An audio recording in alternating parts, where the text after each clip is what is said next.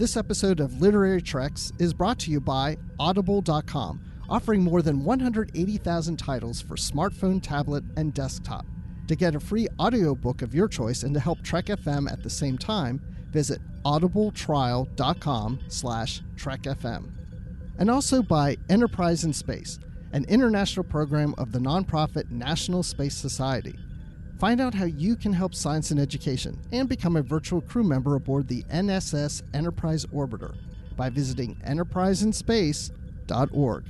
And if you want to join the conversation and share your thoughts on this episode, join the Babel Conference, our listeners group on Facebook. Just type BABEL into the Facebook search field. We look forward to seeing you there. Hey everyone, I'm Rod Roddenberry, and you're listening to Trek FM.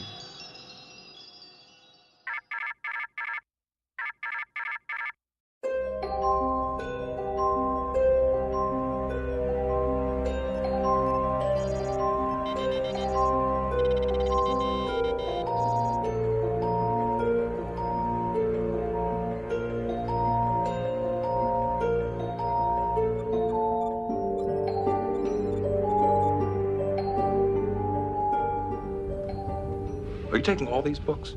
I thought I'd take some light reading, in case I got bored. Welcome, everyone, to another episode of Literary Treks, your dedicated Star Trek books and comics show here on the Trek FM network. I'm one of your hosts, Dan Gunther, and joining me, as he does every week, is the wonderful, redoubtable, I don't think he's from the Mirror universe, but I might be wrong, Bruce Gibson. Bruce, how's it going today? I am not from the Mirror universe. I am from the Prime timeline. I am a nice person, and I will not use any agonizers on you at all, Dan. Oh, that's good. That's good. There was another Bruce here last week that was very different, so I'm excited to be back with the Prime Bruce. Oh, wait. I didn't tell you about that, did I? There was a recording last week that I missed? No, you were here. Okay, that's weird. Oh. All right. Well, we'll discuss this later. Oh my gosh. There's a mirror me running around somewhere. Well, as you listeners may have guessed, we are going to be talking a lot about the Mirror universe in this episode. And we've kind of got a Mirror Universe comics extravaganza episode for you today. Because later on in the feature, we're going to be talking about the new Star Trek The Next Generation comic miniseries, and that's called Through the Mirror, and that's a five-issue arc that has come out over the past month or so, and we're going to talk about all of those issues in today's episode. But before we get to that, we have another Mirror Universe comic that we're going to talk about, and that is Star Trek Discovery Succession number 2. So you may remember in an earlier episode, we talked about issue number 1. And this is a miniseries that is set in the Mirror universe mostly shortly after the destruction of the USS Charon and the escape of the USS Discovery back into the Prime universe. And I should say the ISS Charon, not the USS Charon. It's very confusing. There's lots of prefixes. I'm going to mess it up a lot, so just get used to it. ISS, USS, we're all SS. Exactly. So to start off with, Bruce, what were kind of your initial reactions, thoughts about this issue? Really enjoying the series, even though we've only had 2 issues. The first one, to me, was very strong because it does take place after the USS Discovery returns back to the Prime universe in the Discovery series. And so what I like about these issues is we're starting the story where it's perceived that Emperor Giorgio is dead when she's really, of course, transferred to the Prime universe in the Discovery TV series. So now the universe in the Mirror universe is without their emperor, and so her cousin Alexander replaces her.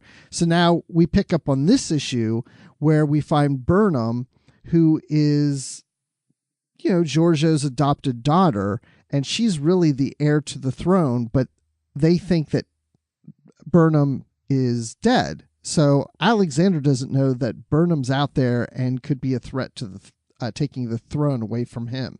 Yeah, and so Alexander, let's talk a little bit about him, because he's kind of got this plot going on to eradicate the galaxy of all non-Terrans. He's kind of had his people create this bioweapon that will kill populations en masse, and he definitely seems a little bit unhinged and, you know, kind of the perfect person to lead the Terran Empire, really. I mean, genocidal, maniacal, and being followed by who we know in our universe as Admiral Cornwell. But here we have the mirror version of Cornwell. And meanwhile, while all of this is going on, Commander Arium, who you may know from Discovery as that kind of half bionic, half human crew member, has taken control of the Shenzhou, and she kind of has her own mission, her own ambitions that she's pursuing here as well. So yeah, there's a lot going on here, and I really get the feeling that this series is a story that's been very well planned out and very well arced, you know, through to the end of this series. So in that way, it really feels like Discovery, because Discovery was kind of this plot that went throughout the entire season that was very carefully plotted out. And, you know, we're getting little pieces here and there, but we don't really have the whole story yet. But at the same time, all of these dominoes are being set up in a really fascinating manner. I'm really enjoying this story. Me too. And there's a lot just alone in this issue, as you're talking about. I mean, we see Burnham with Harry Mudd. It's the Mirror Harry Mudd, who is helping those who are down and out, the unfortunate, and he's supplying food and water and supplies to these people who are unfortunate, and she's there asking for his help to overthrow Emperor Alexander. And he's like, why should I help you? And she's like, it's only going to benefit you in the long run. As if when she becomes emperor, she's going to take care of him and maybe others. And so you've got that aspect of the story. Then you've got what's going on in the palace with Alexander. And then we even visit with, on the Shenzhou, we have Captain Arium, and she's now in command of the ship. And so we're seeing her as a captain of a starship, and at the same time we see L'Rell, who is, you know, trying to kind of fill the shoes of D'Kuvma and Vok, and try to, as we saw Vok in Discovery in the Mirror Universe, he's with Tellarites and Andorians and Vulcans and trying to lead them, and now she's got to fill his shoes in that capacity. So there's a lot going on with these different aspects, and I'd love to see in the future issues how all these different little storylines are all going to converge together. Yeah, and we do get a little bit of convergence here, because Burnham shows up on Kronos and kind of allies herself with L'Rell and the rebels there. So we're getting a little bit of like these stories starting to intermingle, and we're seeing just sort of a shape of what's to come. And meanwhile, we know from earlier in the story that Alexander has decided to target somewhere that's a little bit more Klingon than the other targets that were suggested. So, you know, we get a surprise, interesting ending here as well with what L'Rell and Burnham are trying to accomplish. And then a really cool hint of a ship cameo right at the very end, which I thought was a nice little touch. A ship that you may know from Star Trek history, but the mirror version of it. So yes, that's cool. ISS something or something. We'll leave that as a little surprise. NCC something or other. Yeah, something. But yeah, it's probably not what you think though. I don't know. You know, actually, well, yeah, I don't want to spoil it, so I'll save it for the next time we get to issue 3. Mm-hmm.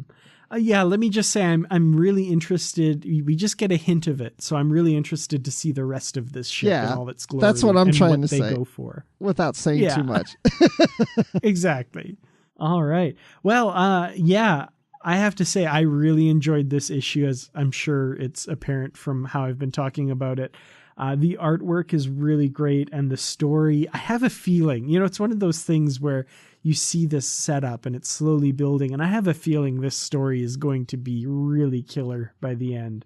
So I'm really enjoying this. And more so, I think, even than in the Boldly Go series or even the ongoing series, I'm really looking forward to the next issue. I can't wait to see what happens next. I'm with you on that. This is a very strong story and very intense. So I'm with you on that. I'm like just ready for that next issue, but we have to wait like another month. So, oh well, we'll wait. At least we're getting some discovery while the series is on hiatus until the next season.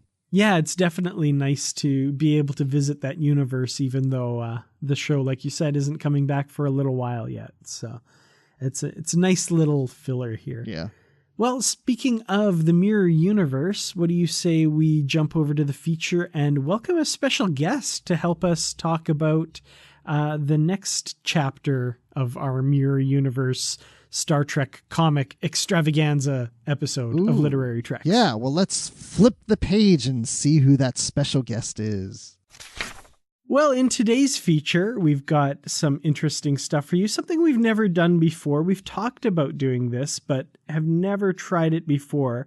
Instead of reviewing each comic of this series individually in the news segment as they came out, we saved them up to discuss them all in a feature. So I'm talking about the 5 issues that make up the Next Generation Through the Mirror miniseries of comics.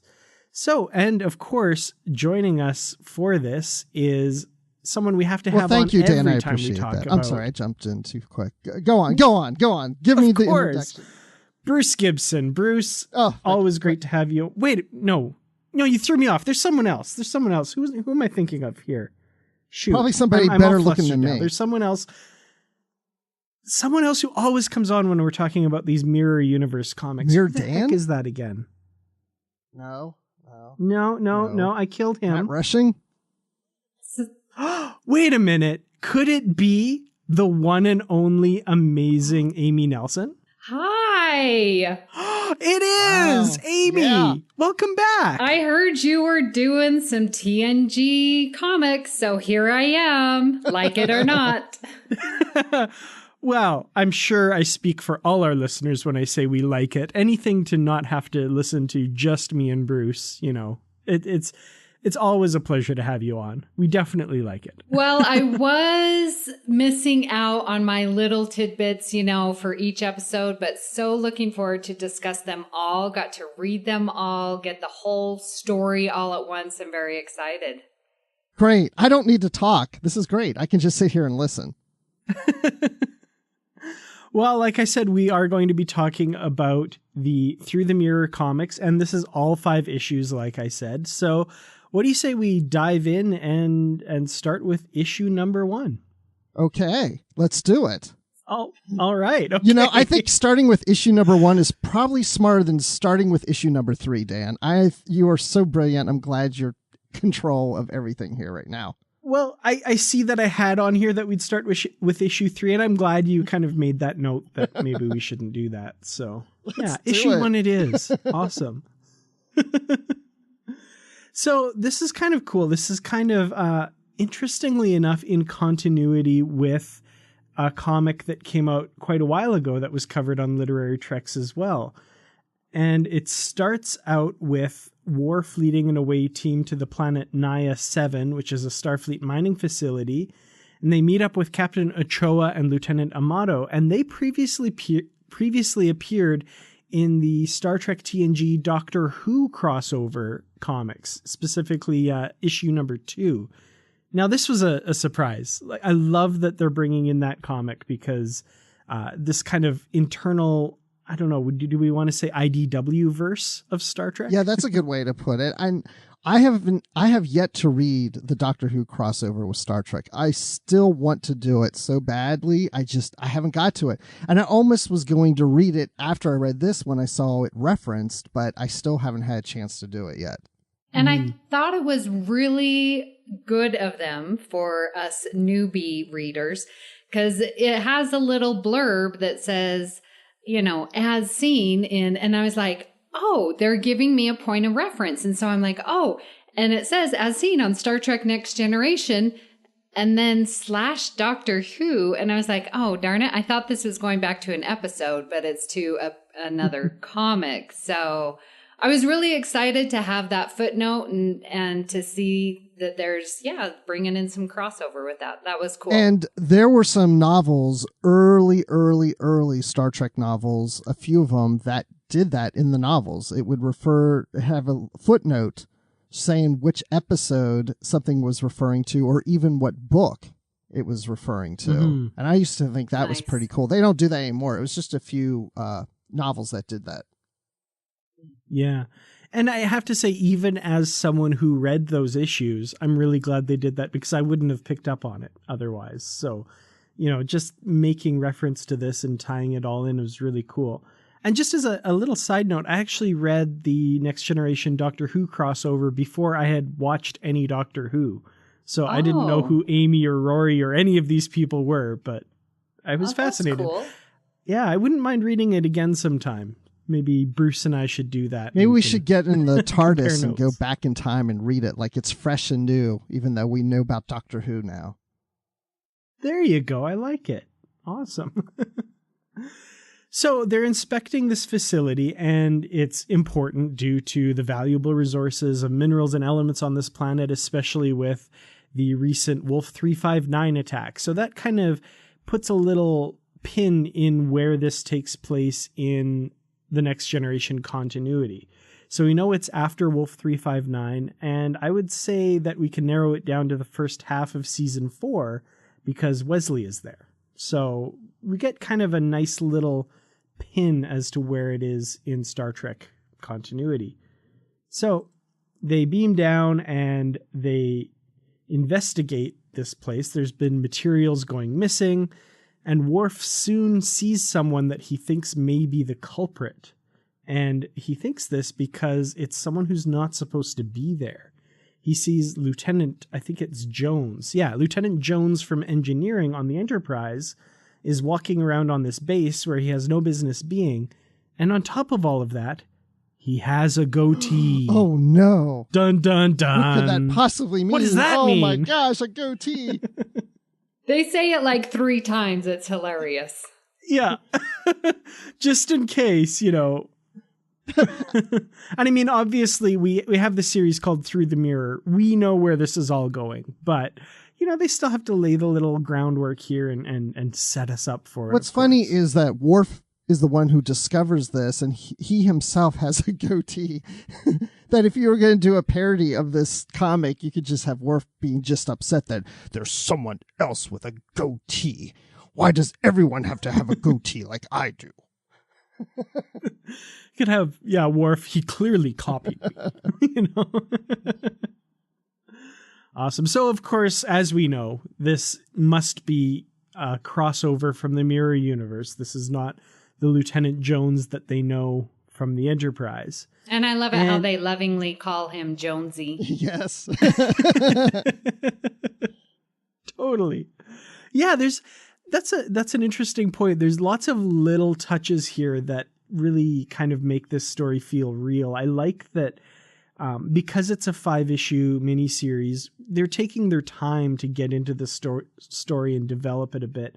And those little touches, I think, make this feel real. I mean, as real as the TV show, which is also not real, but, don't tell Star Trek fans that.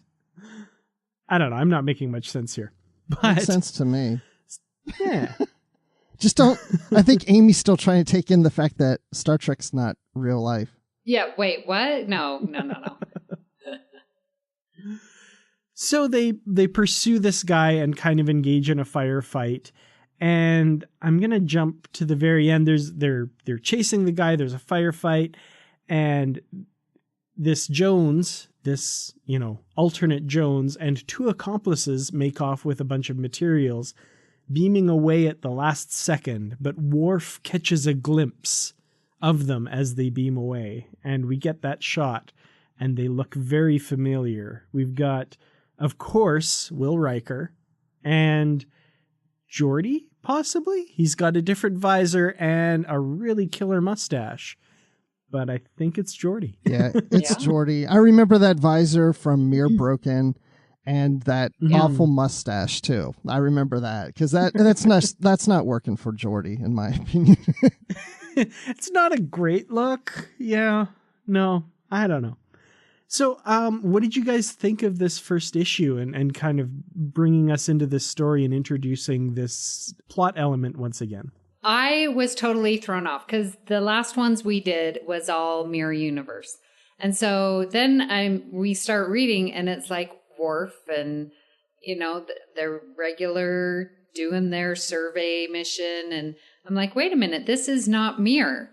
And I was reading and I'm going, are they having me read something different? Because I just didn't understand. I'm like, why? What's going on here? Because this was, Prime Universe.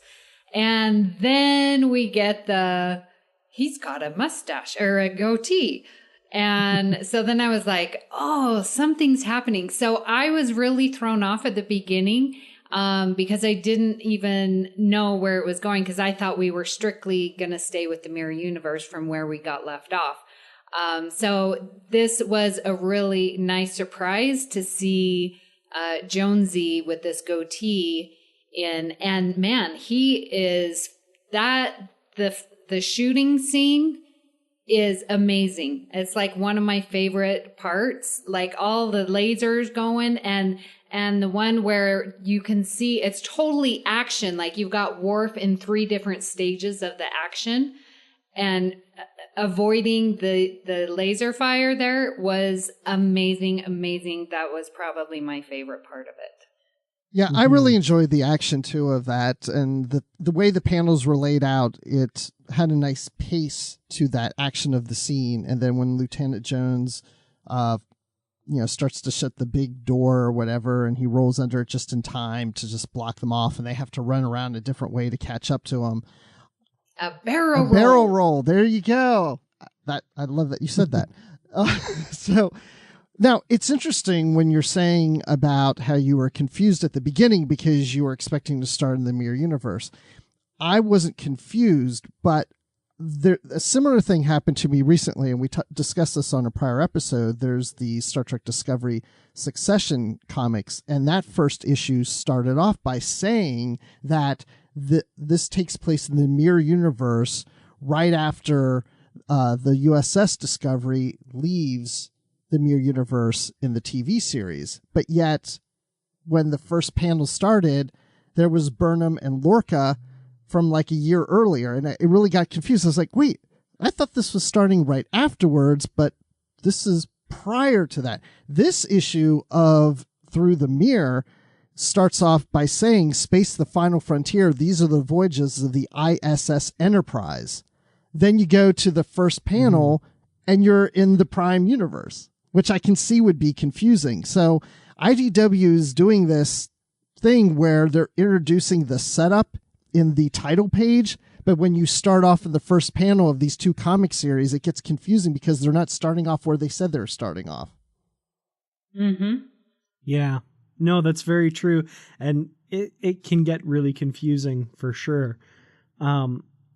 Yeah, like it's one of those things where I feel like maybe the person who read that blurb has read the whole comic or something and then gone back and written it and not thought, wait, where do we start out with this? Where do we leave off, rather than, I don't know, something that refers to the whole thing, which doesn't really fit when you just talk about the beginning, the introduction you're giving your reader. Yeah, it almost should say something like, the ISS Enterprise, blah, blah, blah, blah, and then, but first in the Prime Universe, something like that, or I don't know. Yeah, that would be, I think, a much better way to do it. One thing that I wanted to talk about too with these is there's 2 stories, first of all, in each book. There's an A story and a B story, and each one of them continues through the 5 issues. For the A story, which is the one we've just talked about so far, in each issue it's done by a different artist, and there's very different styles over the course of the 5 issues. I have to say, I think starting off here with this one, this might be my favorite of all of those. I really, Amy, that scene you're talking about with the 3 Worfs showing his progression across this cargo bay, basically, while he's getting shot at, is beautiful. And the artists for this one just do action scenes and faces and everything, I have to say, really, really well. What did you guys think of the art on this one? No, I'm with you on that. I liked it. I don't know if it's the favorite of the 5 as we're going through. I'll be able to have a better idea, but it would be probably at least one of my top favorites. Mm-hmm. Yeah, I think I should say, they have, I think they have a really good action scene, like you said. And like, I like the different perspectives, like when they're, like at the beginning, Worf's like, well, go out and see if there's anything abnormal. And then you have them like in the where they're eating and just these different frames of different places. And then like later on, they're trying to chase Jonesy, and then they're in the Arboretum, and you see these different frames and like it's eyeball view, and then it's like front on and they're running down the corridor. And so like all these different angles really add to the action of it. And I did notice that in this episode or this issue. Well, and there was something about this that is addressed in issue 2, and I'll touch on it when we get to issue 2. But I thought it was a little odd that Worf would see Lieutenant Jones or Jonesy with a goatee. And I mean, I guess it makes sense for him to be suspicious, but at the same time, how well does he know Jones? Because he's asking the other officers about Jones, and you would think in some ways in a crowded hallway, he'd say, that guy looks like that one guy on the Enterprise, but it's probably not him. He's got a goatee, somebody different, I just think it's interesting that he honed in on him. Well, he is chief of security. He should know everyone who's on board the Enterprise. Yeah, but that's a lot of people, though. You're chief of security. Look, the chief of security at my office has less people, and believe me, they still probably wouldn't pick me out in a crowd. And I mean, not to be, whatever, but don't all humans look alike? You're terrible. Well, and when was the last time he saw Jonesy? For all he knows, Jonesy just recently grew a goatee. It only takes me like a week to grow mine.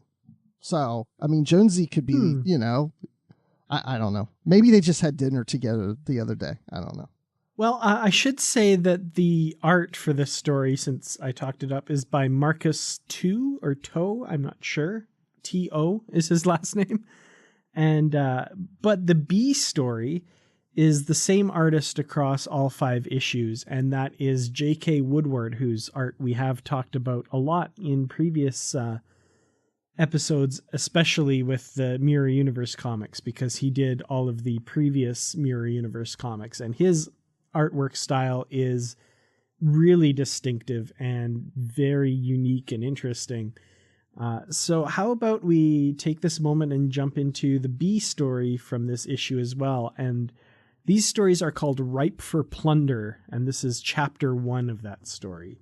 So just quickly, because these are a lot shorter than the other stories, and this is kind of exploring the history of the Mirror Universe. These basically take place a few months earlier. It doesn't say exactly how much earlier, but it says months earlier and an alternate universe away.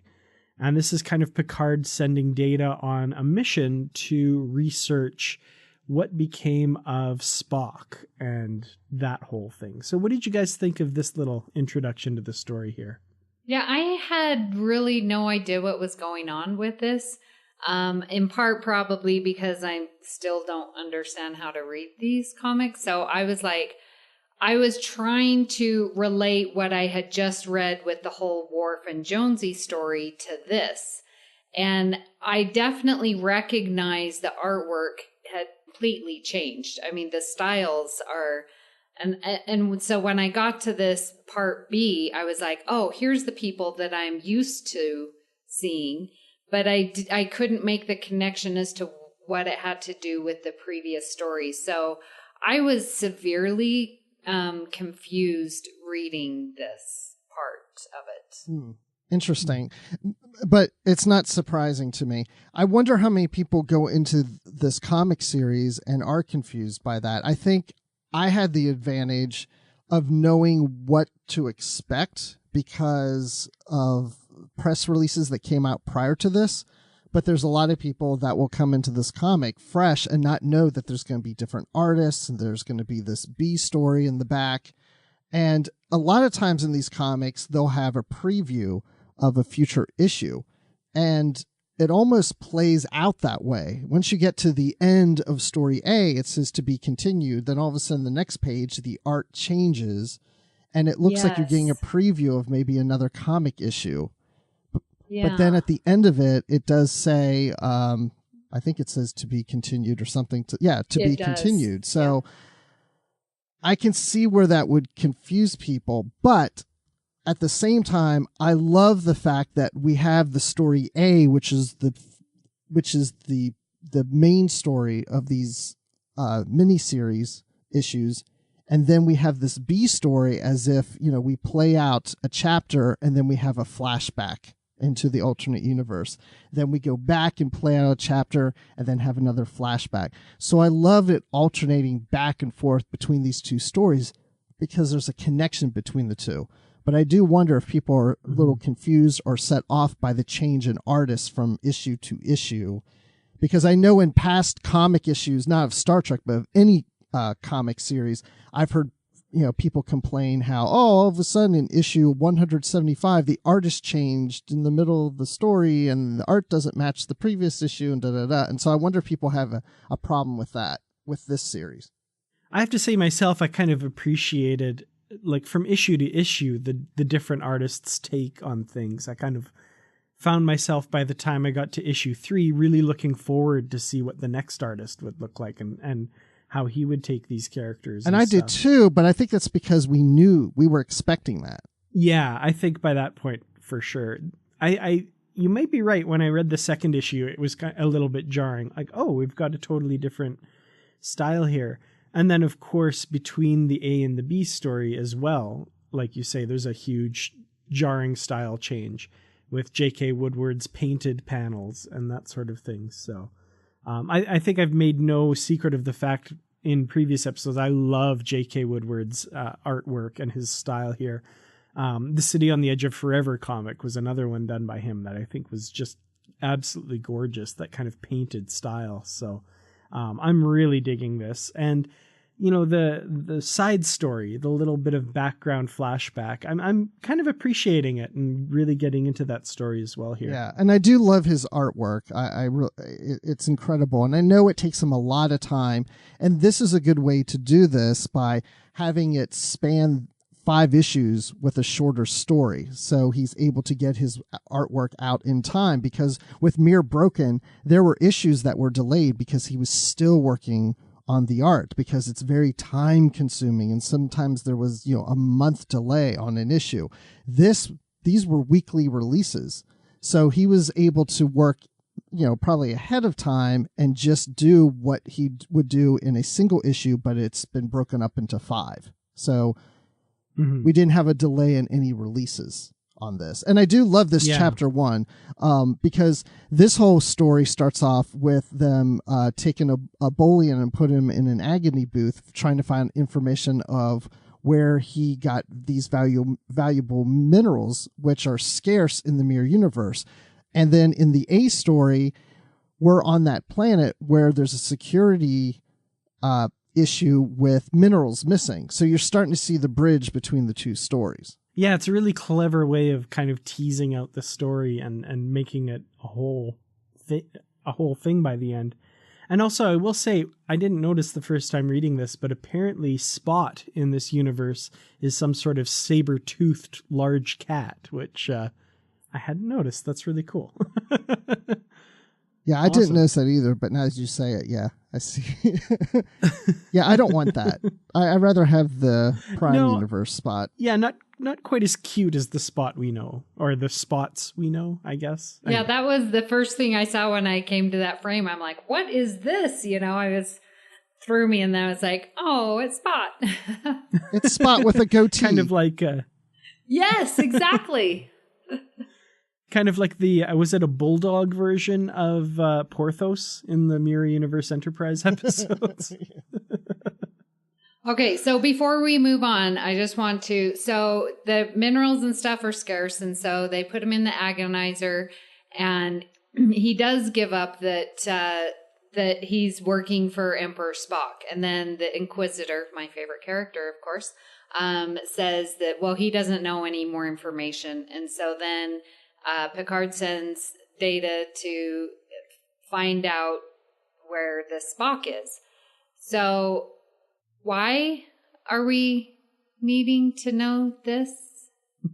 Because we said so. Okay. All right, wait, but that's sort of what happened, right? So you're saying why do we need to know this backstory?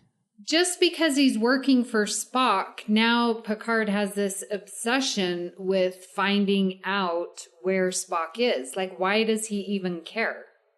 I guess is my point.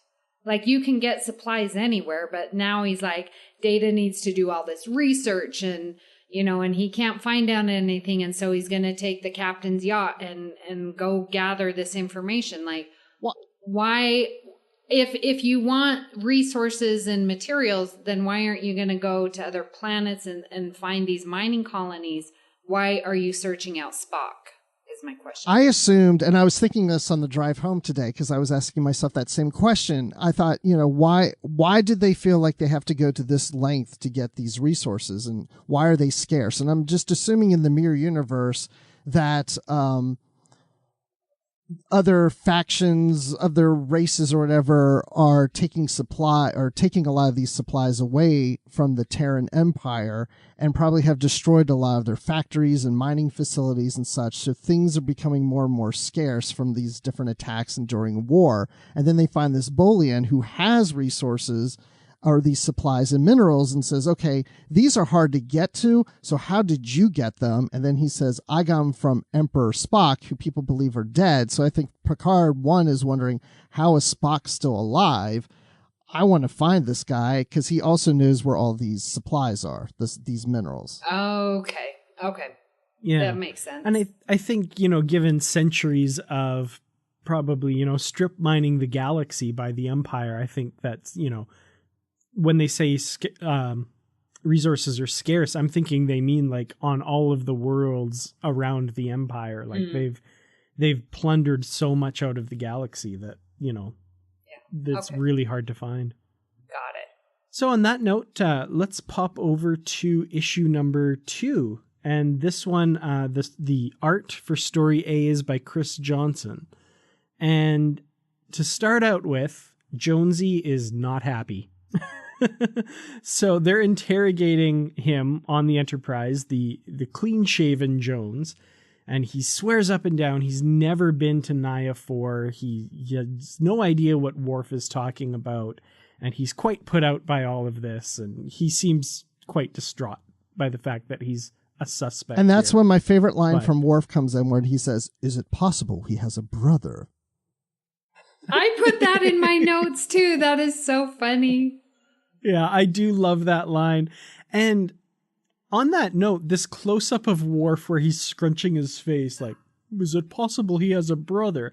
I think the artwork in this issue I would characterize as, you know, the issue of the frowns, because we get a lot of close-ups of people scrunching their faces and kind of frowning, and I'm digging it. I like the art in this one as well. And there's a really interesting quality to all of the facial features here. Worf's scrunching his face in various ways. Picard is frowning. Data's giving a weird, you know, eyebrow raise. Like, I love how animated these characters are in this one. Yeah, I think animated is the right term. They definitely seem more animated, especially their facial expressions. And I also think Riker's beard looks a little too full compared to the series, in my opinion. But I mean, I don't have a problem with that. But yeah, it's just, you know, things just, you know, the artwork's a little different from what we've seen in the first issue.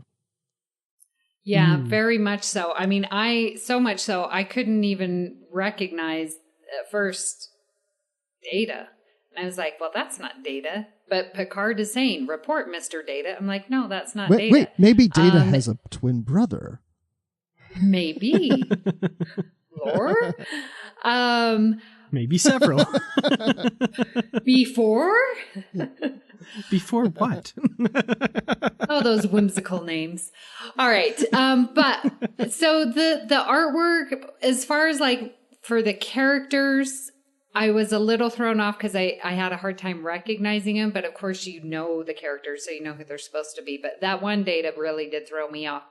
But I did really like the artwork. But my favorite thing about this episode, like as I was reading it, this is just ripped straight from a TV series. Like the dialogue that they have, the word choices, how they're saying things, it made me feel like I was watching an episode of Next Generation. Like I couldn't even believe it, more so than any of the others. I was like, this is really what they would say and how they would say it and the expressions. And, you know, I kudos to the dialogue in this issue for sure. Yeah, I have to say, especially this scene that we get on the bridge where they're responding to this distress call from an Andorian vessel, the Shashpar. This just kind of back and forth on the bridge, and even like the angles that the artist is using. It feels like a TNG episode. It does. And this actually really made me want to go load up my Blu-rays or Netflix and throw on an episode. There's one scene that I just that popped into my head, and it's really random, but it's one that I really like because it feels really official and realistic. And it's when the Enterprise receives the distress call from the USS Janolan, Scotty's ship that crashed on the Dyson Sphere. And there's just something about the professionalism in that scene. You know, Riker, code 1 Alpha 0, ship in distress, set a course, blah, blah. That's what this feels like. It feels like that, a TNG scene like that. Yeah. I don't know if we mentioned that the writers are David Tipton and Scott Tipton, who have written tons of Star Trek comics, but they did write the whole story for all 5 issues. Absolutely. And great comic writers too, because they've done a lot of my favorites as well. So yeah, kudos to them for sure. So like I said, they respond to this distress call from an Andorian ship, the Shashpar, and it's very recognizable because the Andorians haven't changed their ship designs in over 2 centuries, apparently. So that's good. And so this distress call is cut off, and they, follow the distress call. And when they get there, Riker, Crusher, Data, and LaForge, they beam over to find the Andorian crew slaughtered very gruesomely. One note here, was that a lot of red blood around on the ship, which seemed odd to me? I thought Andorians had blue blood. I did wonder about that.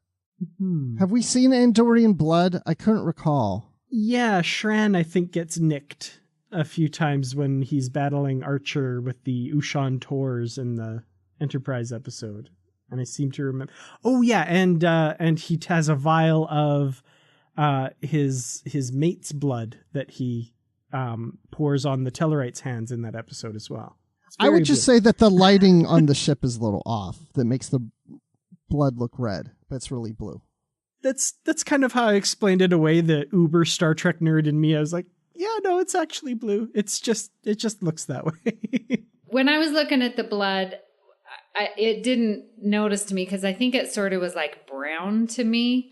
But I think, and I've noticed this, like when you see it on TV or stuff, or like when Spock gets beat up and he's got these green marks and it just doesn't look right. And it's like, well, he's Vulcan. He's supposed to be different.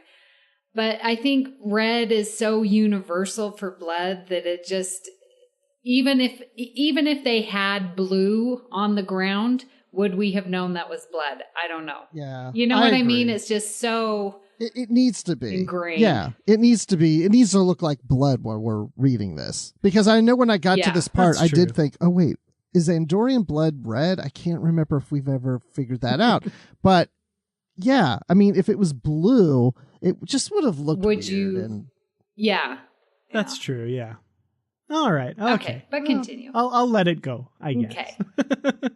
So the away team is aboard this ship, and they come under attack by what appears to be the sole survivor.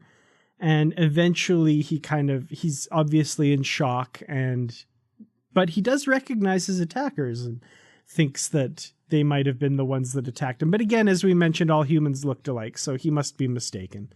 And, you know, as he's gotten calmed down, I notice his antenna is kind of like one of those bendy straws that you can get that have the little crinkles and you can bend it, and he just bends it back up and then it's fine. So that's good. Sorry, there's a close shot of him and his antenna looks like it has those little crinkles in it, like one of those straws. And he does just straighten it up. And I want to find those crinkle straws in blue. Oh, yes. Simple Andorian cosplay here. I want to drink through an Andorian antenna. Oh, that's so funny. Awesome. So they do run into a few problems. There's the warp core is going critical on the Andorian ship, and they do manage to eject it and buy themselves some time, but it does eventually there is eventually a warp core breach, but the Enterprise manages to beam the away team back and get away in time, and they do salvage some records from the ship. And in reviewing those records at the very end of this issue, Picard and Riker see a couple of very familiar faces plundering this vessel. And it is, of course, the goateed Picard and the oddly bearded Riker. And I say oddly bearded because he has these weird little braid things coming off that I hate. I think those are really ugly. Yeah. But they obviously recognize them as their as doppelgangers. And then that last frame, there's no words or anything, but when I look at it, it's like, dun, dun, dun. I mean, it just screams at you. It's like, yeah, oh my gosh, who are these people? They're us. Dun, dun, dun. To be continued. Yep.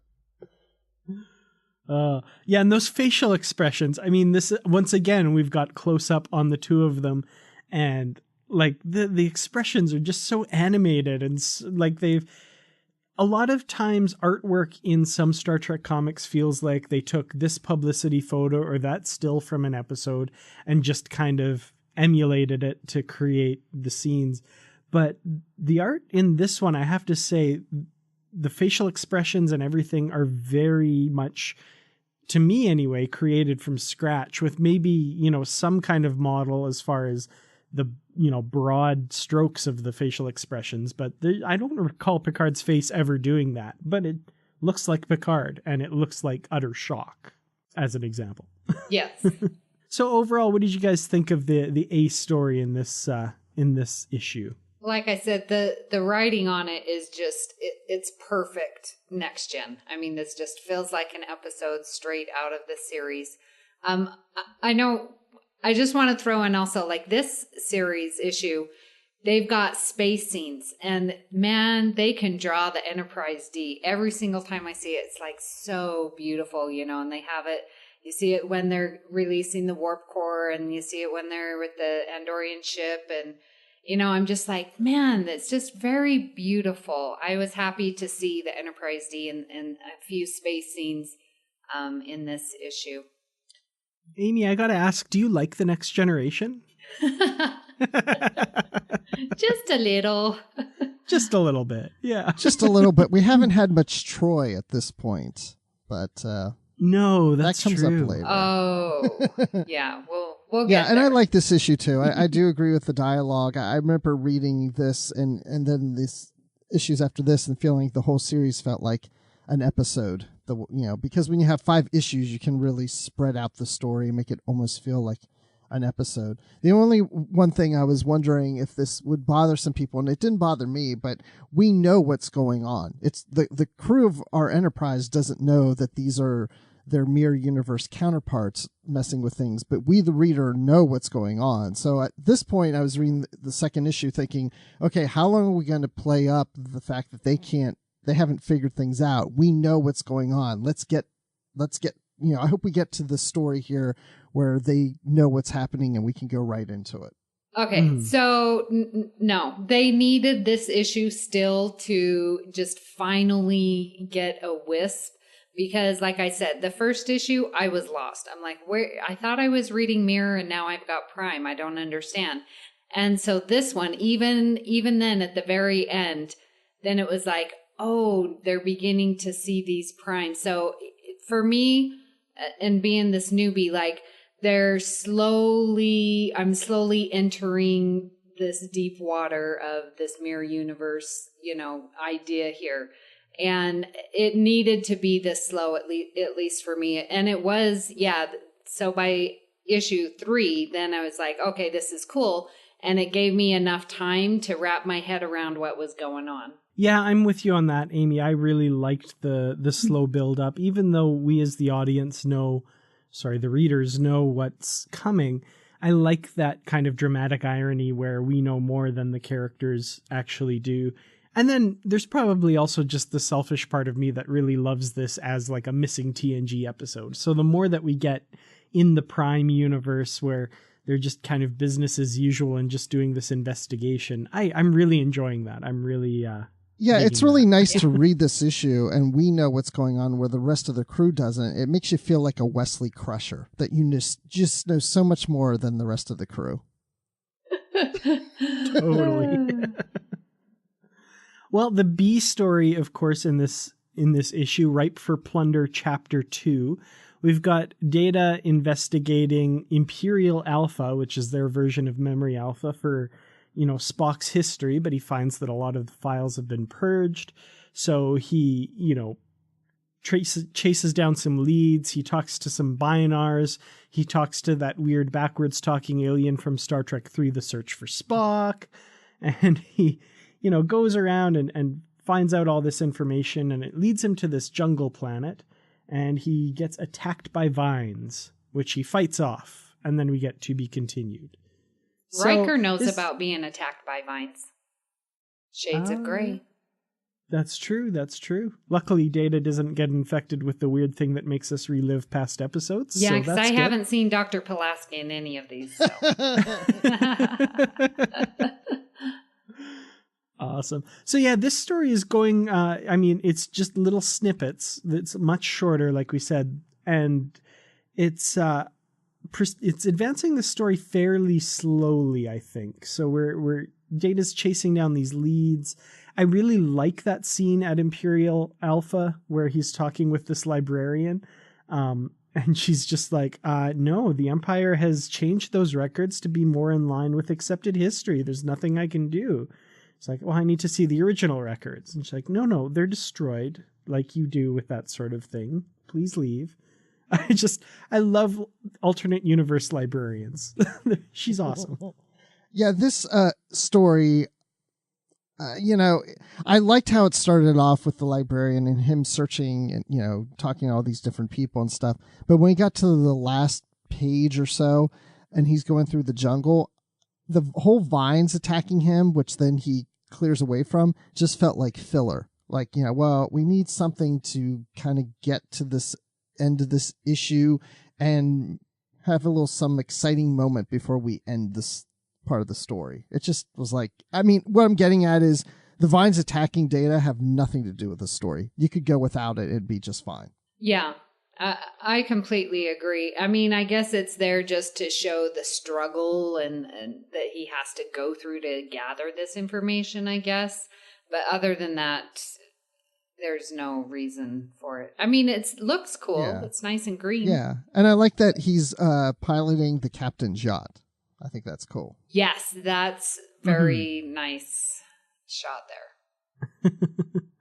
Yeah, I'm with you on that, Bruce, as well. The filler feeling at the end, and we'll get there, but we'll get more of that in this story too. I think that kind of really bogs the story down later, but in future issues, which we will get to very presently here. So let's jump to issue number 3 now. So story A, art by Josh Hood. So again, we've got a shift in artistic styles. And it starts out with Barclay in his Mirror Universe uniform walking down the corridors of the Enterprise, but it's the Prime Enterprise, and everybody's wearing the old season 1 and 2 uniforms.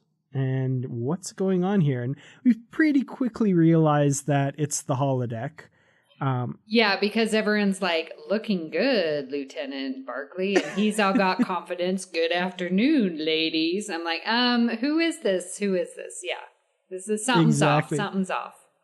And I love how, you know, it's a totally different situation, but it still ends up the same as like when Barclay creates the Voyager crew in the Voyager episodes, where he takes on the persona of the one that everybody loves. Yes. Whereas this one, it's the Mirror Universe Barclay, and he's just like, yeah, this is how everybody would treat me as befitting my rank and position here.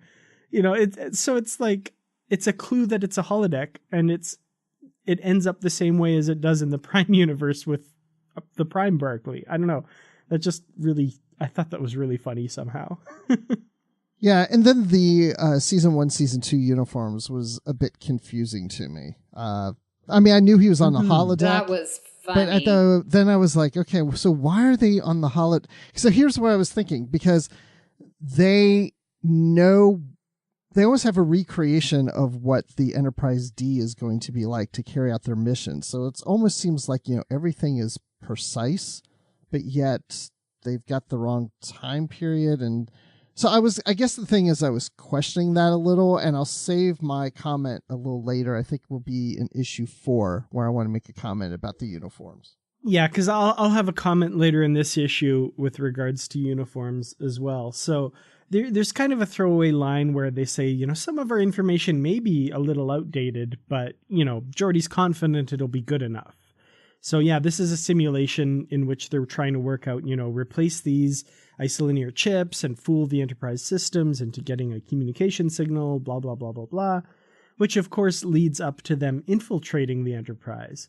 And the two that infiltrate the Enterprise are Barclay and Deanna Troi, wearing her intergalactic cheerleader outfit, as she's called it, from the pilot episode Encounter at Farpoint, which I thought was a lot of fun. The one thing that bugs me about this, and the only thing that bugs me about it, because I actually think like this is kind of a fun little bit of humor that, you know, they've got the wrong uniforms and they don't have all the right information. But in the first issue, they had copied the modern uniforms in order to infiltrate the base, you know, and so Riker and Geordi and Jonesy all had the proper uniforms at that point. So that's the only thing that I'm like, wait a minute, they know. Okay, that was the thing I was saving, because in issue 4 they said, oh, I can't believe Geordi got the uniforms wrong, and so I was going to make the comment later, but he got it right in the first issue. Yeah, that's the only part that like doesn't quite track. It almost feels like as they were writing these issues, they thought, ooh, this will make a funny joke, and threw it in there, even though it didn't quite track with the early issue. Which, I mean, on the face of it, I'm okay with, because I like the idea. I like the idea that they got something like that a little bit fundamentally wrong, and it's kind of cute. You know. I didn't even catch that, so. Yeah, I had to go back and look, because when they said, oh, you know, we're in the wrong uniforms, I was like, wait, then was Jonesy in the wrong uniform? So I had to go back to issue 1 and look. I was like, no, he's wearing the correct time frame uniform. And then that last panel with Geordi and Riker, they're in the correct uniforms. Now they're in the wrong uniforms. So, yeah, and it does come up. They, you know, what's going on? Oh, I was just feeling a bit nostalgic. There's not a problem with that, is there? And it kind of reminded me, this is a little bit silly, but when I was a kid, I was watching Voyager, and I thought it would be fun if they had like a wear an old Starfleet uniform day on Voyager or something like that. And they all wore, you know, mini skirts and the movie era uniforms and all this stuff. But that was just, you know, so I kind of got to play that out here a little bit. So I'm just going to throw in, I ordered that scant and should wear it at Star Trek Las Vegas. Nice. That is so cool. I guess, you know, Bruce and I, they do have male versions of that same uniform. They do. We could really wear that. Yeah, we should all do the scants. So like I said, Barclay and Troi infiltrate the Enterprise, and Barclay goes and does his isolinear chip mission, running into a couple crew members who call him Broccoli, which he does not respond well to. Much to the consternation of these crew members, one of whom gets kind of body slammed into the turbolift by an enraged Barclay in the wrong uniform. They must wonder, like, what the heck happened that day. That's kind of a weird day on the Enterprise. But Barclay manages to complete his mission, which is to fake not a distress call, fake hail from Admiral Paris, giving them new orders to proceed to the Martarella's array. And as the comic closes, Picard orders the Enterprise on the assigned course, and then pauses, and then asks Ensign Crusher to verify the order, see what he can do to confirm that this was a legitimate order. So obviously there's some sort of questioning, some sort of suspicion there as well. And I'm sorry, did you talk about Deanna in this episode? Because she's in it. I thought I might leave that to you because I feel like you're going to have some thoughts on Deanna's interesting scene here for sure. Yes. So I, of course, like this issue because we have Deanna, but it's the Inquisitor, but she's here, you know, in her blue season 1 scant, looking lovely as ever. And she runs into, oh yes, Will Riker. And I just think it's so funny, the interplay that they have together. Totally, I think it just goes back to what we know their relationship is. So it so works. And she turns on her flirty Troy and, you know, what's the matter? Do you disapprove? You know? And so it's just sort of cute. And then Will's like, are you feeling okay? What's going on? And, you know, they sort of lean in and he's like, we will need to, you know, talk later. And then they go their separate way. And yes, But I thought that was very cute, especially because we know that she's the Inquisitor and she's trying to act all nice and what she would think their relationship is in the Prime, not even knowing. But, you know, I think she comes at it with her relationship with Prime Will and is making a big assumption that they have the same thing in the Prime. I like to think that Riker looked at her and said, okay, you're acting funny and you're wearing your old uniform. That's strange. And then he turns off to the side and he says, is it possible she has a sister?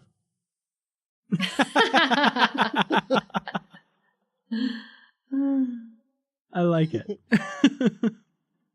So yeah, I really did like that scene. I love how, you know, she's kind of falling back, like you said, on her relationship with Riker in the Mirror universe to try and play him, to try and get through this situation. And, you know, she knows and that immediately it's not quite working because he's really confused. And in the early part of that scene, he's got that very, you know, boyish Riker grin. But then later on, he's got that like Riker wide-eyed, like, what's going on kind of thing. So, but, you know, Riker's suspicious enough that he's like, Deanna, we need to talk later. Like, are you all right? I gotta go, but we're gonna talk later. And, but she gets through it. You know, she manages to get through it and presumably will come into play in the next issue because we don't see what happens to her after that in this one. And then from there we get Ripe for Plunder Chapter 3, continuing the story of Data searching for Spock in a very roundabout, slow way. This is the one that to me, I was like, really? Come on. We have the whole story where he's still on this jungle planet and he finds this cave and he walks into it and then is attacked for the entire rest of the story by Tellarites, I think. It was kind of the next issue that I really realized they were all Tellarites because you can't really get a great look at them until you realize they're what either they Tellarites or a bunch of Santa Clauses. No, yeah. I mean, they don't look like Santa Claus, So like Santa Claus with fangs and anyway. Yeah. Yeah, exactly. So he spends panel after panel beating all of them up because he's Data. And then finally, on the last page, he crashes through this wooden door into this old hut where this gas lamp is burning. And he sees a figure huddled in the corner. And he says, Emperor Spock, I presume. And he turns around, and it's not actually Spock. It's actually Spock as Karl Marx, I think. I don't know. But yes, it is. It's the old Emperor Spock with a very bushy beard and long scraggly hair pulling back this hood. And we get and that continued. artwork is so great because it's so Leonard Nimoy, but almost with the Cybok look on Leonard Nimoy. Yes, totally. yes. It is gorgeous. You know, I made fun of it saying he looked like Karl Marx, but it is beautiful, and it's so Leonard Nimoy's Spock. Like it screams that at you, even though it looks totally different than we've ever seen him before. Yeah, the detail in that one frame is remarkable. Because, you can see the eyes. Like, that is Leonard Nimoy. There's certain panels you can tell that just got extra special love, and this is one of them. That reveal is just so perfect. Definitely. Well, that panel aside, I do have to say, I mean, I like the artwork in this one as usual, but boy, does this ever just grind the story to a halt. Am I wrong? Like, this just, wow. Like, it really doesn't do much other than the big Spock reveal at the end. It really just kind of has this story tripping until we finally get to that. I don't know. Do you guys agree with that? Yeah. Well, yeah, again, it's like we're seeing the struggle that Data is going through to, find Spock.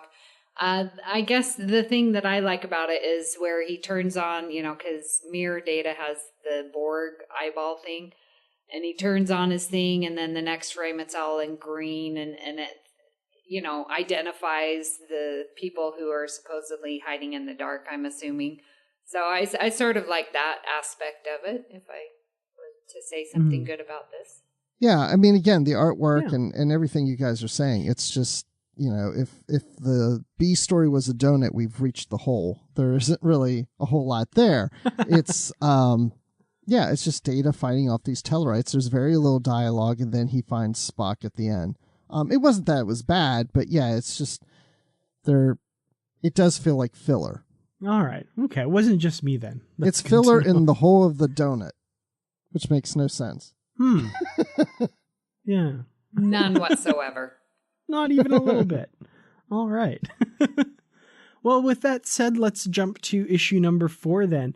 And before we get into this issue, we haven't really talked about the various covers for these issues, but I want to say one thing about one of them. And with each issue, we've gotten kind of one of the variant covers has been the alternate version of someone kind of facing off against the prime version of them. And in this one, we have the two Geordies, and the Mirror Geordie is holding this gruesome looking weapon, which I don't know if you guys recognized it, but it's a ship mounted phase cannon from Enterprise. So it's one of the full size like cannons that are mounted on the NX-01 Enterprise, having been made into a handheld carried weapon, which I'm sorry, that's badass and cool. Yeah, that is really cool. I didn't know what it was, so. That's just the little comment I wanted to make there. I don't usually just go, whoa, that's cool, man, but that's pretty cool. It's known as cover B, so yeah, the variant covers, if you can find cover B, that's what you'll get. So the art in this one for story A is by Carlos Nieto. I hope I'm pronouncing that correctly. And in this one, so first of all, the artwork on this one feels the most, I want to say vintage comic-y, if that makes sense. Like it feels like almost something from the DC era of Star Trek, but like the really good examples from that era. Yes, it does. Now that you say that, yes, it brings back fond memories of the DC comic run for me. Yeah, I really like the artwork here. So as per Admiral Paris's perceived orders, we know they're faked, but the Enterprise arrives at the Martarella's array, and they soon find out that the array is jamming all of the scans and any communications in the area. And Picard and Ensign Crusher figure out that the message is a fake, and Riker and Data discover the fact that there are 2 Deanna Troys on board. Now, this part I thought was really interesting. They ask the computer to locate Deanna Troi, And the computer says Deanna Troi is located in her quarters. Deanna Troi is adjacent to access panel J9 in engineering. And I kind of have always wondered what would happen, in a situation like this when when you ask the computer someone's location. I thought that was a really neat touch. Yeah, because I guess Mirror, the Inquisitor, had to have her comm badge on, so the computer would pick that up. Mm-hmm. So they, of course, find this, an odd turn of events and decide to set out in pursuit of her. Mirror Troi ends up loading a simulation in engineering that will make the ship seem like it's flooding with an antimatter radiation leak. And their whole plan is to get the crew to abandon ship so they can take over the Enterprise. And we also eventually learn that they are going to use the array to somehow beam the ship to their universe, to have it join an armada of Enterprises that they hope to command. So, of course, our Enterprise crew is one step ahead of them throughout this. And at the very end, we get basically the Mirror crew kind of waiting for our crew to abandon ship and fulfill their plans. And I love this scene where they're like, any minute now, any second now. Yep, they're gonna abandon ship right away. And then, no, it never happens. And eventually the Prime crew beams down. And for some reason, Picard leads the OA team. I have no idea why Riker thought that would be okay and didn't stop him. But Picard, Riker, Worf, Data, and a whole bunch of yellow shirts beam down pointing phasers at the Mirror Universe crew. And we kind of get a standoff between the two crews. And that's where it's ended. Basically, Picard's kind of calling Picard's bluff, maybe? So what how did you guys come think of there's this issue? no Mirror Worf? He is because the Klingons are part of the Terran Empire. Oh yeah, that's right. Oh, right. Yeah. Okay, yeah. Okay. So in the Mirror Universe, in the Worf is the Regent, right? In the Deep Space Nine episodes, he shows up in the Mirror Universe. I momentarily got it mixed up with Diane Duane's Dark Mirror, and where Worf is a crew member on the Mirror Enterprise, but he's a slave. But that's a different continuity. So it all gets a little he confusing. could be a slave here too, but he's locked up or something. Yeah. Mm-hmm. And eventually becomes the Regent or something. Yeah. So what did you guys think of this one? It was good. I mean, I this is where the action really starts to happen. Like it all starts to come together. So I like them all going to the array, and I love the over-dramatic Picard in the Mirror Universe of like, we will consolidate our power base once and for all. Yes, because we all know that Picard loves his speeches, and so now this is totally fitting. He was, bringing everyone together, actually giving credit where credit is due. That sort of threw me off for a little bit, but when you're a dictator, you got to throw the little ones a bone here and there.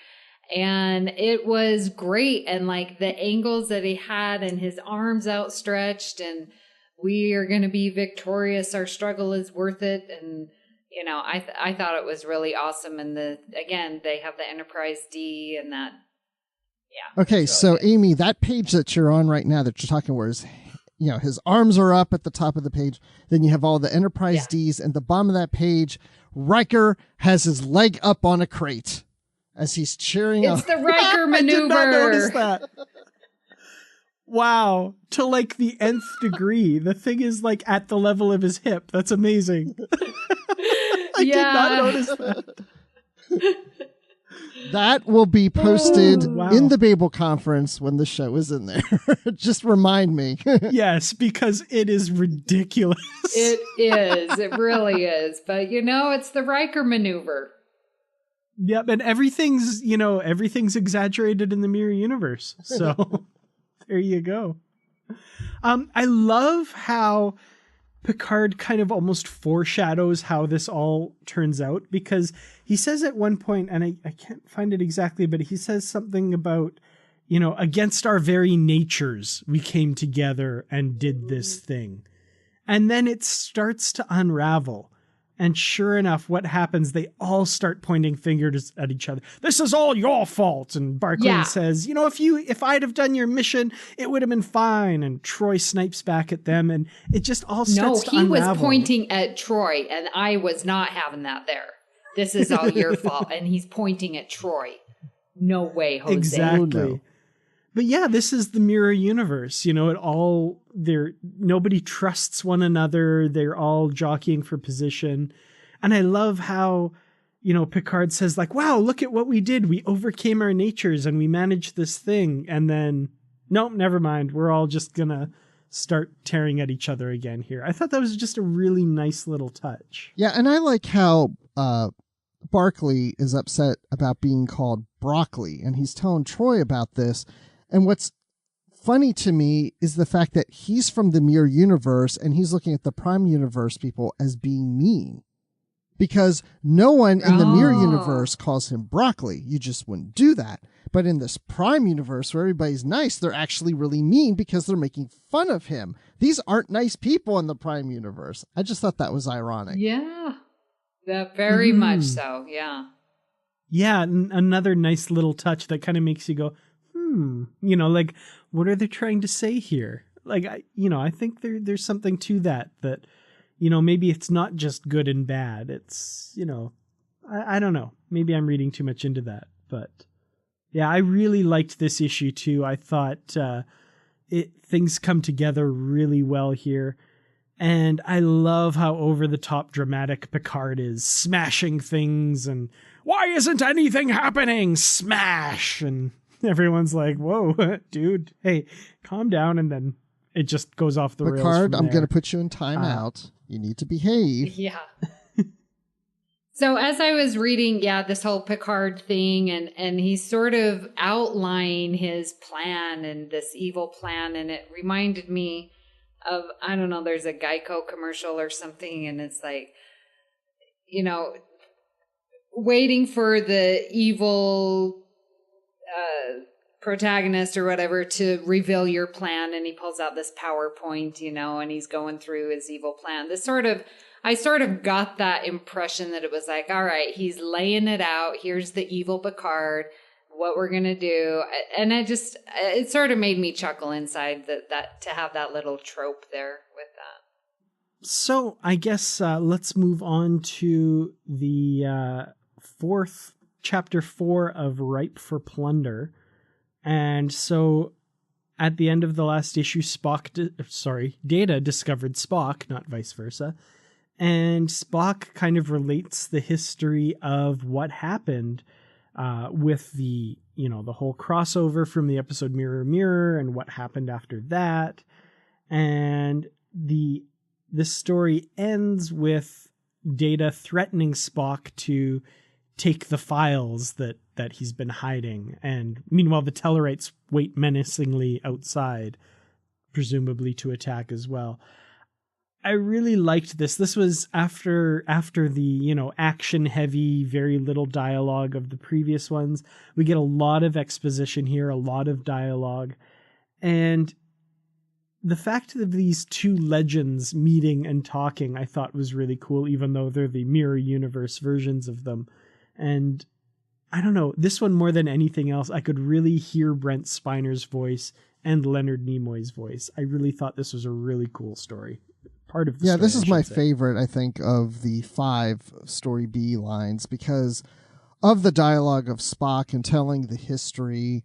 And we actually have a panel from Mirror Mirror of the younger Spock with Captain Kirk. And then Data threatening Spock at the end. It was really captivating for me to read this one. Yeah, the dialogue is great, and definitely compared to the last episode that had maybe 2 words, and this one definitely moved the story. And the artwork is really every frame is so good. You can just sit and look at it because there's so much detail and you can see, and I love the one with Mirror, Spock, and Kirk, back in the day. It just, I'm like, oh my gosh, that's straight from the episode. Like, it's so spot on. It's really magnificent artwork. Yeah, I love that about it. And again, we get so many shots of this elder Leonard Nimoy Spock too, that are just, each one, there's not a flaw in them. They all look so realistic and so gorgeous. It's very, very cool. And then the final panel was where I was like, oh, they're Tellarites. Okay. Oh, yeah. I hadn't really gotten it yeah. up to that point. Awesome. So let's move on to the 5th and final issue. So in issue number 5, story A, and again, since we've been saying it for each one, I should say that the artwork is by Deborah Carita. And again, I hope I'm pronouncing that correctly. There's some accents in there that I don't know Spanish, and I'm sorry. But yeah, so in this one, we've got, the ultimate face-off between the Prime crew and the Mirror Universe crew. And meanwhile, we have Data tapping into the Array's operating system. And these two crews, they kind of end up scattering and firing at each other. We get a phaser fight between them. And ultimately, the Mirror crew beams back home after Picard destroys the device that's connected to the Array that's going to beam the Enterprise to the alternate universe. That little bit there, I almost, it was kind of a blink and miss it thing. I didn't realize that, oh, he destroyed that device. And it seemed almost a little anticlimactic. What did you guys think of that part in particular? Yeah, maybe a little. No, I didn't think so. I was like, that, they were looking for the device. They found the device, they're pointing up, they're guarding it and, cover him and stuff like that. And yeah, I sort of understood it that device, that's how they were going back and forth, or to continue to do going back and forth. So that was a good win for our Prime guys. Yeah, for me, I kind of glanced over it because I think there was so much happening prior to that. I was like, oh, they created an explosion and then this happened. And then I was like, wait a minute, and backed up and I was like, oh, that's the device. That's the thing they showed earlier was responsible. So I think I did a poor job of reading this the first time through. Basically, I just kind of went through it too quickly. And this is kind of my problem with comics like this. And it's a problem that I have. It's not a problem of the comic itself, but when we get things like phaser fights and, just action, I tend to just kind of like scroll. Okay. If there's not a lot of dialogue that's, other than what the, move over here, I kind of don't give it the attention that it needs. So, which is, like I said, that's my problem. That's not a fault of the comic. So there is a lot of action in this one and it's goes back and forth really fast paced. I will say, though, that the action I don't think is as well drawn and as well done as it was in that first issue, if that makes sense. Agreed. And that might just be because there's way more of it here. I don't know. But to me, it just it kind of all melded together after a little while. And I had a little bit of trouble following it. It seems on the faces it's a little pencil heavy with shadows and lines more than the rest. Mm-hmm. But there's certain characters that look spot on. I think this is the best of the Wesleys out of all the issues, where he looks more like Will Wheaton, but probably the worst of Barkley, in my opinion. Oh, yeah. Oh, yeah. Yeah, Wesley is really well done there. That's a good call. One thing I noticed is the close-ups of the Mirror characters. There seem to be a lot darker shading and stuff around the eyes, and really kind of stressing that, like, ooh, these are the dark versions of the characters, and they all wore heavy eyeliner that day kind of thing. And the Prime characters are a little not quite as heavy on that stuff. Mm-hmm. Can we talk about Picard going up in the turbo lift and his huge feet? That was like the first thing I saw when I was like, oh my gosh, look at the size of his feet. What's going on? This is crazy. I don't know. That made me laugh. I mean, I understand what they're doing. It's just way funny to me. It is too much, though. I mean, it is, meant to be a trick of perspective. Yeah. But that still doesn't quite work because Riker's looking up at Picard and his feet are above Riker and they're like twice the size of his head. Yeah. It's a little bit, let's say it's impressionistic. Yeah, maybe. there you go. Yeah, it looks a little too big. Yeah. I mean, I can almost read Adidas on the sole. It's interesting, though. It's an interesting shot. We never see the bottom of their shoes very often at all, so. That's true. For all we know, they could be, like slick bowling shoes or something.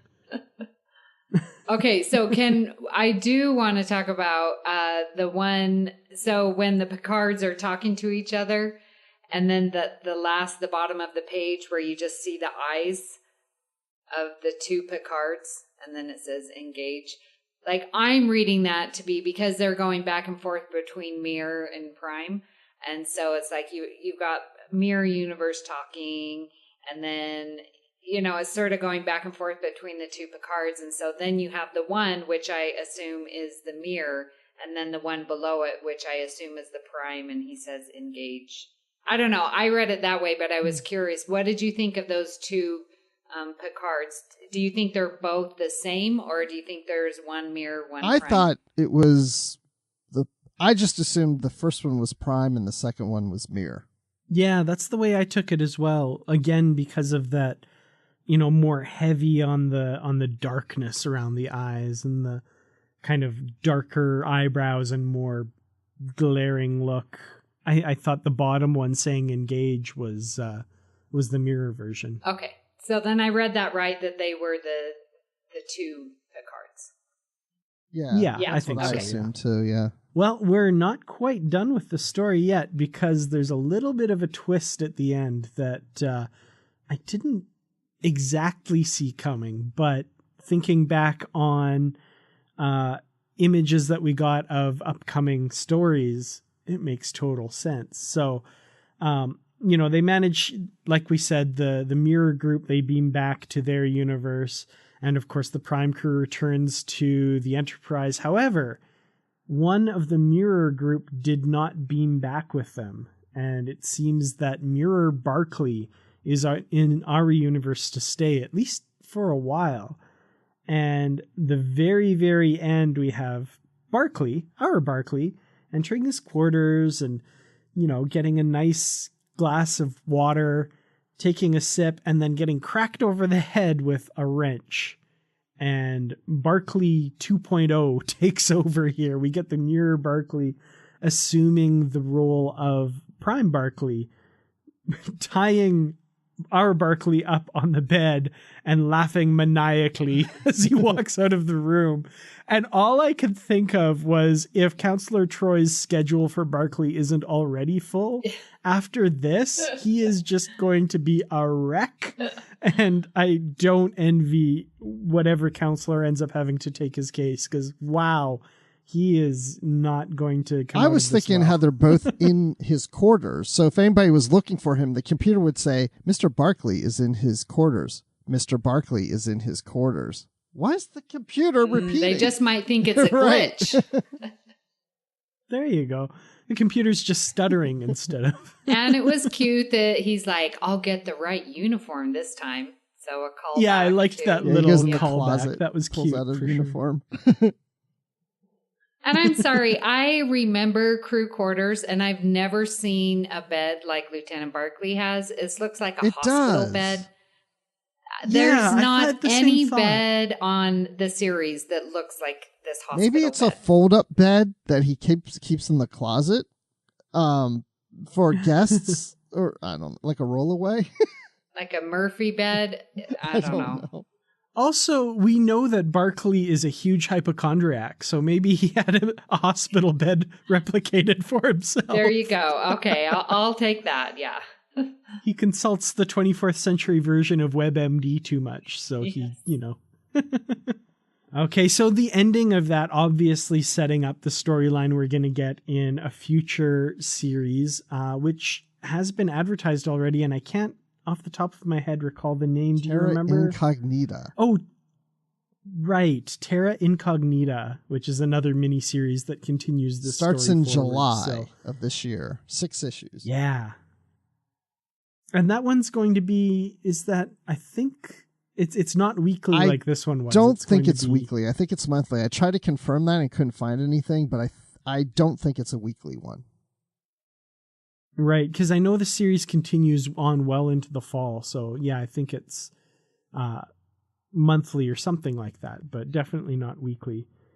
All that's left is to talk about... Sorry. So just before we move on, I just want to say, so if anyone thinks that these aren't Star Trek, I think this issue really summarizes what we've seen and sort of wraps it up very nicely. And we have this whole discussion on nature versus nurture. Get that philosophical, this bigger than me idea, bigger than the story. This is, the idea that we are discussing here in this Star Trek philosophy. And I think they do a great job in, because Wesley's asking questions and, well, do you assume that they are evil, or is it how they, are brought up, nature versus nurture? And so I really think it does a good job in the closure of this series. Mm-hmm. That's a very good call. And yeah, I did forget to talk about this because this is something that's come up when we've talked about these mirror universe stories a lot in the, whether it's the Shatnerverse or Diane Duane's Dark Mirror. This discussion has come up on Literary Treks, and I love that they kind of directly talk about it here. And once again, it really leans into that feeling of a TNG episode, where you would get that kind of discussion outright of, the topic of the episode. A lot of times it would be Data in his quarters talking to Riker about the nature of humanity or something like that. But yeah, it feels very TNG here, and I really, really like that wrap up. Yeah, and Picard says, which I just think, but makes me think of an old quotation, for now we see through a glass darkly, but then face to face. And that is used in Nemesis as well. I like this conversation because one of the things I was thinking is the Mirror Universe counterparts to our Prime characters don't seem that ruthless. They do seem more like the TNG crew from Prime Universe, just their different situation. And what really stood out to me is when in the first issue going down to the planet to steal the minerals and other things, supplies and such, and all the way to trying to capture the Enterprise D, they never set out to kill the Prime crew. They set up the ship so that they will all escape in escape pods when they could find another way to just go and kill everybody and they're not ruthless. They're not out to kill. So I find that interesting that the Picard and the rest of the crew of the Enterprise in the Mirror Universe are just only trying to survive by getting the supplies they need while not doing their best not to harm others. Yeah, no, that's very true. The one, I kind of thought a little bit, I want to say differently, probably in the last issue with Picard's kind of pontificating, but from a more mirror universe side. But again, that could be really just summed up with his different upbringing and having to cope in this mirror universe instead of something that's fundamentally different about them. So yeah, I had those thoughts reading this and going through this as well, and trying to kind of basically play out this debate that they have on the bridge in my own head a little bit. So well, it's interesting you bring that up because it says, well, Mirror-Picard says, well, we want them to go away. We don't really want to take them as prisoners because who needs all these prisoners? And I thought, oh, yeah, that makes sense. But you're right. Mirror, what we know and generally think of as evil and bad, just kill them all. Kill them all and take the Enterprise D, as the prize. But yeah, so it was interesting. I was reading that and I thought, well, that's weird that they would say, specifically identify, we're not taking them on as prisoners. But yeah. Well, we do have one final little bit to talk about, of course, and that's Ripe for Plunder, Chapter 5. And we've got, so Data and Spock, and Data is threatening Spock to give him the files, and the Tellarites attack, and Data, we don't see exactly what happens, but we can surmise from the various sound effects that we're privy to here that this story has a very dark ending, especially when Data walks out covered in blood and clutching the data tapes that tell the story of what happened and what this whole mirror universe is and how they can access it to access uncounted worlds ripe for plunder, as Data tells Picard when he contacts him. So, yeah, what did you guys think of the turn that this story took at the end, and that especially just that one panel where you see Data's face after the Tellarite yells, "You hear me? Put him down!" because he's holding Spock up over his head, and Data kind of looks up at Spock with this kind of evil smirk and says, "Yes, I hear you." And that's when we get all these sound effects and then Data emerging covered in blood. Yeah, it's yikes. It's implied that Data kills Spock, although and a lot of Tellarites for sure. But I think it implies he killed Spock. Doesn't mean he necessarily did, because we do see a close-up panel of the blood on Data, and none of it's green, just red. That's true. There's once again, the color of blood is coming into play here. Yes. It is a lot of red blood. Well, and seeing Data's face like that reminds me when in the series he kills the Borg. Yes. Remember? And he thinks that he is feeling emotions for the first time. That is just taken straight from the series in my eye. And yeah, that is the panel with just the blood and his hand holding those files. Like, that is gut punching. It says a lot with no words at all. Yeah. This, regardless of our thoughts previously on Prime versus Mirror, this guy ain't the Prime Data. No, yeah. Ruthless. Yeah, that was chilling. Well, and then it's like, even later, it's like he's so cold. And it's like, Prime Data is a machine. He's an android, so he doesn't have emotion. But this is like extra cold. I succeeded in locating the target. Like, who speaks like that? That is cold. That's brutal. That's harsh, and a big distinction with what we would assume. It just is very stark. Yeah, definitely.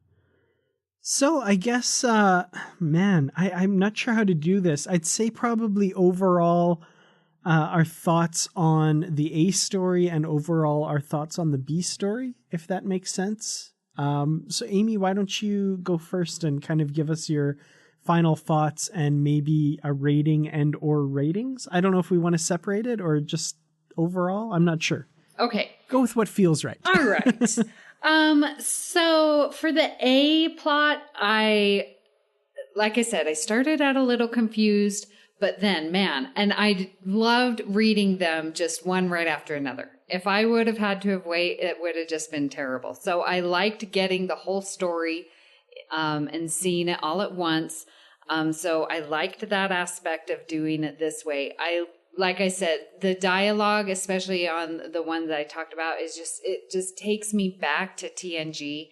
I totally love it. Feels like a series, like an episode out of the series. Just really, really cool. I like the little hints at the beginning where it's like, hey, it's Mirror. There's a beard. Hey, we're going to see the security tapes. Hey, that's the Mirror-Picard and Riker. Like, it, is so cool. And then we get this whole plot unfurling that's like, okay, they're going to get the Enterprise D and they're going to, go back and forth between the universes, which I think is so Discovery-esque. I just loved it. And I thought the story was just overall very interesting. The artwork, that I talked about, I really liked. Some of it threw me for a loop going from different artist to artist with each episode. But again, I just sort of chalk that up to me not reading comics quite a bit. So, I mean, I got over it and stuff like that. So, this is a continuation from the last ones that we saw. Is that correct? Yes. Okay. So it's still the same story. They seem a little disjoint because I thought like I said, I was going to see more of the mirror and like more of the Picard taking over things. I guess that's sort of what it was. I don't know. So I'm a little wishy-washy on that, but for this set of issues, I really, really liked. And it was obviously more comfortable for me because we get our Prime universe that we know and love. So I would give this, for our story A, 4 out of 5 Inquisitor Troys. Now for the story B, I liked it. The artwork, for sure, like that's 10 out of 10. I like J.K. Woodward. Is that who it is? Yeah. Yeah, that's right. Yeah. The artwork was amazing. Totally, totally amazing. The storyline, am I right? This is the end? Like it says end. Yes. Are they going to continue? For that B storyline, I think yes, this is the end of that. Yeah, I think so. Okay. So this is just like a little snippet that's happening, a little bit before. So I think that this story B is more similar to what I was accustomed with the previous set of issues, the first run. I don't know, what do we call these? Yeah, the Broken Mirror series. Yeah, the Broken Mirror. Okay, yeah. So I like that was more similar to the Broken Mirror, that the characters seemed Broken, I'm sorry. Mirror Broken, yeah. Oh, I kept doing that too. But the characters seemed more in line with what I remember from that. So I like that, and the art, again, I can't say enough of this art. The illustrations are incredible. So, I like the B. I just didn't know how to read it, but now after this discussion, I'm actually liking it a little bit more. So this, like I said, artwork, illustrations, 10 out of 10. But I am going to give this 3 out of 4, or 3 out of 5 old Spocks. Nice. Because every universe has a different old Spock, so there are all multiple ones out there. I'm going to rate this always the 2 stories together, because I like how they play off of each other, that we have, as I mentioned earlier, a chapter followed by a flashback, followed by the next chapter with a flashback. And so they're kind of intertwined with one another, in my opinion. But I thought, the characters sound just like the characters. The various artwork all worked for me. I liked it all. The story was a nice flow. It did feel like an episode. And if you just read the A story from one issue to the other, I think it would definitely feel like an episode. But I think it added an extra little element to it, and having those flashbacks to the alternate universe. And it's kind of chilling to see Data possibly kill Spock in that in the Mirror universe. So I would say that I would give this 4 out of 5 falsified messages from Admiral Paris. Ooh, it's a good rating. Yeah, I really enjoyed these as well. I think I'm going to do what Amy did and rate them separately, even though, I really appreciate the fact that they do work together as one big story. But that's mostly because of the heaps of praise I want to heap on the A story, which I thought was really, really great from start to finish. The different artwork did throw me off a little at first, but again, once I got into them, I found myself anticipating, I wonder what the next artist will do with this. I can't wait to see, that style and how that comes together. So I think that Ace story, I have to give a 5 out of 5 because I really enjoyed it. I thought it had a really good payoff, really interesting storylines. And again, just that feeling that you're back in a TNG episode again just gave me the warm fuzzies. I thought that was a lot of fun. The B story, the story itself, I feel like I've said, kind of drags in the middle, and that kind of bugs me a little bit about it. But it's got a spectacular payoff at the end, and it's very, very chilling, and just like gave me the heebie-jeebies at the end.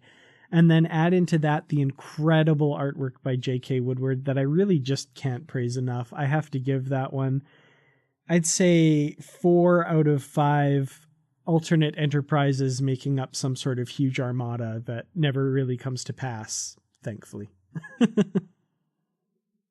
So, Amy, why don't you let us know where we can find you on the network and elsewhere on the internet? Well, you can find me here on the network. I host Earl Grey, which is Trek FM's dedicated podcast to the next generation. And I do that with my good friends, Justin and Richard. I also host The Edge, which is for our podcast for Star Trek Discovery, and I do that with Patrick Devlin. You can find me on Twitter at Miss Amy Nelson, but my favorite place is to hang out at the Babel Conference, our listeners group on Facebook. Well, Dan, it's always great having Amy on the show, and I love the fact that she's gotten into comic books now through Star Trek. I mean, these are her first. Mere Broken was her first ever comic book, not just Star Trek comic, but any comic book. And now we got her on this series of Through the Mirror. Yeah, it's always fun. I love introducing people to new mediums and especially new ways to take in Star Trek stories. So, I don't know that this will be a huge, if she'll want to read every issue of Spider-Man or something like that going forward, but she'll probably be like me where she reads Star Trek comics because, come on, more Star Trek. That's so great. Right. And then more listening to Literary Treks to hear what we say about those comics. Exactly. And more coming on Literary Treks to share her thoughts with us too. So that's always fun. Yes. Well, it's been fun talking about cross-promotional hosting across the network today, but it's not the only thing we've been discussing on the network. So here's a quick look at some of the other things you may have missed elsewhere on Trek FM. Previously on Trek.fm, Literary Treks. I wouldn't say it's totally different, but I would say there's some difference to it. I did see some elements that reminded me of The Trouble with Tribbles, and certainly Imud and Piece of the Action, I can see that too. It does have that comedy element, just like those episodes do. But I think this takes it a little further and is a little more slapstick. Very slapstick. So, but again, there's certain tones and certain elements that do remind me of those other episodes. So, Warp 5. I do want to mention also that just something that this came up when I was working on Nights of the Living Dead. George Romero hated the word zombie and didn't think of his creatures as zombies. But yes, and it's one of the reasons why there's only some overlap between what we saw in Nights of the Living Dead and everything you just described from West African and Caribbean folklore. Because of that, the two, basically, you kind of got, undead peanut butter and zombie chocolate, and you wound up with what everybody now thinks of as zombies. Meta Treks.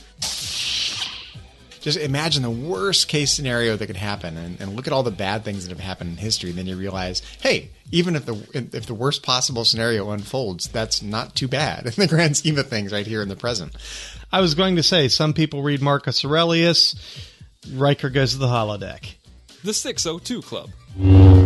I definitely agree. I thought that the writer did a great job of portraying Han. And Han's a hard character to nail down because I think it was really hit and miss in the old Legend stuff with Han. There were some books that really glorified him as a character and tried to turn him into something that he wasn't. And that's what else is happening on Trek.fm. Check out all these shows and join the conversation about your favorite corner of the Star Trek universe and beyond. You'll find us wherever you get your podcasts. And if you're an Apple user, be sure to hit that subscribe button in Apple Podcasts on iPhone, iPad, or Apple TV, or the desktop iTunes app to get the latest episodes as soon as they are published. And please leave us a star rating and written review. And if you're not an Apple user, we got you covered as well. You can find our shows on Google Play Music, Stitcher, TuneIn, Spreaker, SoundCloud, Windows Phone, and in most third-party apps. And, of course, you can stream and download the MP3 file from our website or grab the RSS link. If you'd like to help us keep all of our shows coming to you each week, you can help us out by becoming a patron of the network on Patreon. Visit patreon.com/trekfm. That's patreon.com/trekfm to get all of the details. Perks can include early access to episodes, exclusive content, producer credits, and more, and those are all available through our special patrons website, Patron Zone. It requires a great deal of money to produce and distribute these shows each month. We really appreciate any support you can give us, and we hope you'll join the team. Again, you'll find all of those details at patreon.com/trekfm. We'd love to hear your thoughts on today's show or anything Star Trek, and you can join that conversation in the Babel Conference. It's our listeners group on Facebook. Just type Babel, B-A-B-E-L, into the search field on Facebook, and it should come right up. And if you'd like to send us an email, you can use the form on our website at trek.fm/contact. Choose to send to a show and select Literary Treks, and it will come right to us. And you can also find the network on Twitter at TrekFM and on Facebook at facebook.com/TrekFM. You can also find us on our Goodreads group, where we have bookshelves with all of our previously covered books, as well as the currently reading section, so you can know what is coming up for future shows. Plus, there are great conversations happening about all of the books and comics that make up the Star Trek literary universe. Just search for Literary Treks on Goodreads and click Join Group. We'd like to thank Norman C. Lau, Ken Tripp, Greg Rosier, Brandon Shemutala, Justin Ozer, and Jeffrey Harlan for their support of the Trek FM network and for being associate producers for Literary Treks as well. Now, Bruce, when you're not wandering down a corridor wondering if that guy who walked by with the goatee really was good old Jonesy, where can we find you? Well, you can find me shaving my face every morning in the bathroom, or you can find me on Twitter at Admiral_Rex, and you can find me on the Star Wars Report podcast talking about, of course, Star Wars. And you can always find me in the Babel Conference. And Dan, when you're not trying to grow a goatee and being upset about broccoli, where can people find you? It's just so green, and I can't grow facial hair. Well, when I'm not stressing about that, you can find me on Twitter. I'm at Kertrats, that's Kertrats. I have a YouTube channel where I talk mostly about Star Trek, and that's at youtube.com/KertratsProductions. You can find me on facebook.com/KertratsProductions. And of course, like all the other great hosts on Trek FM, in the Babel Conference. Well, thank you all so much for listening, and until next time, live long and read on. What do you call that, light reading? To each his own, number one.